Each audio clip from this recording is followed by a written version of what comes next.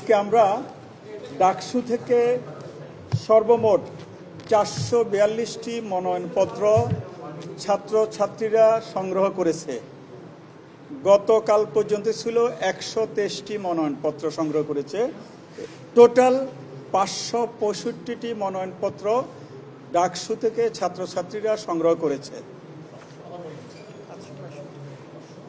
সর্বমোট 12 তারিখ থেকে 18 তারিখ পর্যন্ত মোট 565টি মনোনয়নপত্র ডাকসু থেকে সংগ্রহ করেছে ছাত্রছাত্রীরা। অপরদিকে হল থেকে আমরা এইমাত্র হলের হিসাবটা পেয়েছি, সকল হল মিলে 1226টি মনোনয়নপত্র সংগ্রহ করেছে ছাত্রছাত্রীরা। আপনারা যদি হল ওয়াইজ শুনতে চাইলে আমরা বলতে পারি, সলিমুল্লাহ হল থেকে 71টি মনোনয়নপত্র সংগ্রহ করেছে, শহীদুল্লাহ হল থেকে 97টি,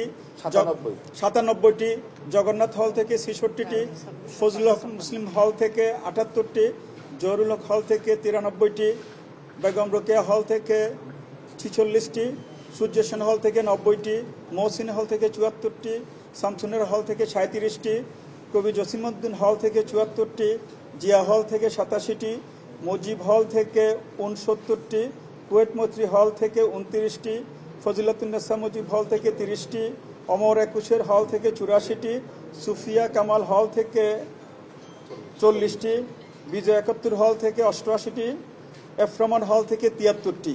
মোট 1226টি মনোনয়ন ফর্ম ছাত্রছাত্রীরা বিভিন্ন হল থেকে সংগ্রহ করেছে।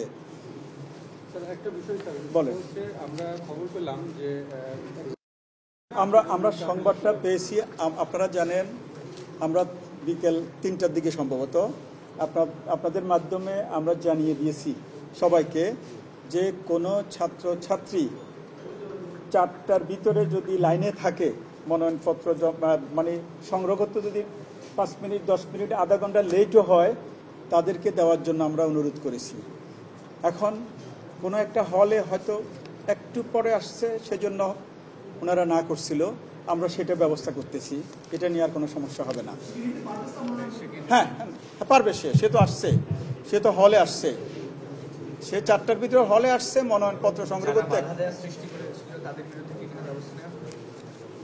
আমরা সেটা আমাদের প্রক্টর মহোদয় গেছে, সেখানে নিশ্চয়ই কোনো একটা ব্যবস্থা নিয়ে আসতেছেন।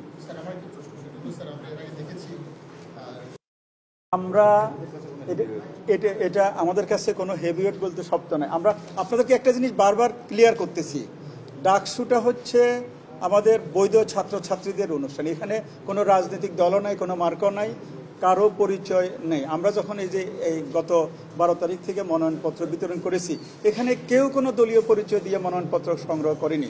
তারা শুধুমাত্র আমাদের গঠনতন্ত্র অনুযায়ী যারা ভোটার এবং ছাত্র বৈধ তারাই শুধুমাত্র মনোনয়নপত্র নিয়েছে।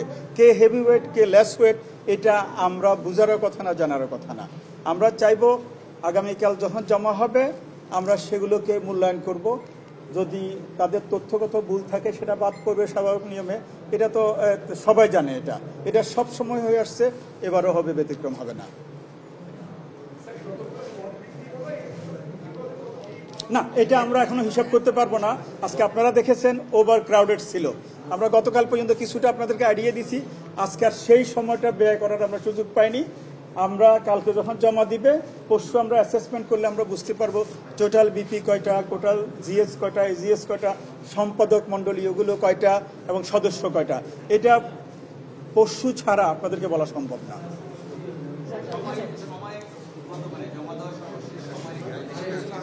এটা হচ্ছে ওটা তো আগে ডিক্লেয়ার করা আছে।